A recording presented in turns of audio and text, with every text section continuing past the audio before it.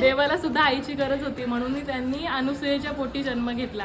तिची परीक्षा घेतली, सत्व बघितलं तिचं. तिच्यासाठी भिक्षा मागण्यासाठी गेले तिच्या घरी आणि तिला सांगितलं आम्हाला भिक्षा वाढ. त्यावेळेस तरी ऋषी घरी नव्हते, तर त्यांनी सांगितलं, ती गेली त्यांना जेवण बनवायला. जेवण घेऊन आली. तिघं ऋषी रूपांनी गेलेले, ब्रह्मा, विष्णू आणि महेश, अनुसूयेच्या घरी दुपारी बरोबर 12च्या वेळेस.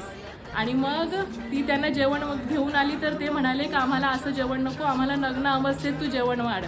मग ती गेली परत आणि तिने तिच्या पतीचं स्मरण केलं आणि ती बोलली ही बाळरूपाने माझ्या घरी येतील, ही जे 3 कोणी आहेत ना माझी परीक्षा घेण्यासाठी आले आहेत, पण मग ते माझी परीक्षा घेण्यासाठी आले आहेत ना, मी त्यांचं बाळ समजून मी त्यांना जेवण वाढेन माझं. तिच्या पोटी पुत्र नव्हता, तिला संतान नव्हती अनुसूयेला.